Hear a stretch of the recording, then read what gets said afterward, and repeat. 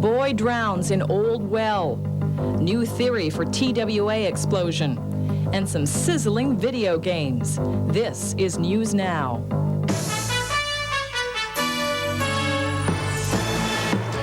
Your news leader in southwestern Ontario. News Now with Julie Simpson. Good evening. Tragedy has struck a Delaware Township family. Their 4-year-old son was found dead this afternoon in an abandoned well. Nick Paparella has more. 4-year-old Sean Parker was last seen in the yard of his family farm on Bells Road in Delaware Township at around 11:15.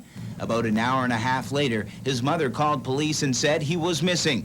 In a matter of minutes, the search was on. We called in a emergency response team to help with the search. The K-9 was called, and we had a helicopter with a heat-seeking device on it to locate people in the bush area. We called in the Delaware Township Fire Department to check some wells that are on property site.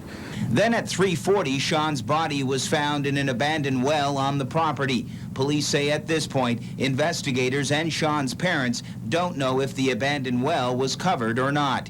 Harwood says an autopsy will be performed over the weekend, and that's when the cause of death should be determined. Nick Paparella, News Now, Delaware Township. A part-time student at Fanshawe College got a surprise tonight when he opened a written notice indicating when his course was to begin. Steve Kassar has the story. Jerry Denemy is going to upgrade his skills. For 20 years, he's repaired heating and air conditioning units and now has registered in the refrigeration program offered at Fanshawe College. But when he opened his receipt indicating when his 10-week course was to begin, he found receipts for 7 other people in the envelope. Printed on those receipts were the credit card numbers of all those individuals, complete with expiry dates. He registered by phone, which is a new service provided by the college. I registered last semester and they didn't have it at that time. So they do have it now, so it's obviously a new system. And I think it has a flaw. Janine Buss of Fanshawe College says about 2,000 students registered this past week.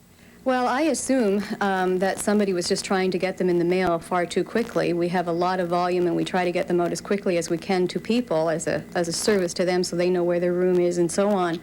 And somebody's just done it too quickly and made a mistake. So it's never happened to us before, so I don't know. We'll have to look into the procedure further on Monday. Jerry Denemy wonders how many other future night school students have other people's credit card information. He says he'll arm himself with those receipts and some questions and go hunting for his own answers when the registrar's office opens on Monday. Steve Kassar, News Now, London. Investigators now think mechanical failure may be partly to blame for the explosion of TWA Flight 800. Bob Orr has the latest. This is the furthest federal investigators have ever gone towards ruling out a bomb or a missile, as they zero in on mechanical failure as the likely cause of the crash. The revelation came today from a senior official at the NTSB, who told CBS News, quote, "We're beginning to converge on what we think may have happened in this accident." Evidence collected from the wreckage confirms the plane's center fuel tank exploded in flight. Now investigators suspect the Boeing 747's design was at least partly to blame. Investigators believe 3 air conditioning machines used to heat and cool the plane and located directly beneath the center fuel tank played a fatal role.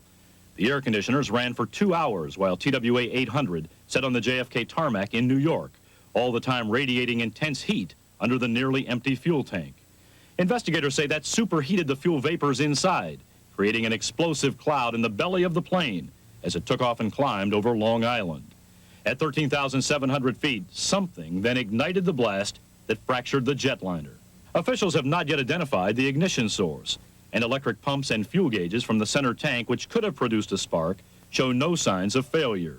But sources say investigators are now looking hard at a new theory, the possibility that a spark from static electricity set off the explosion.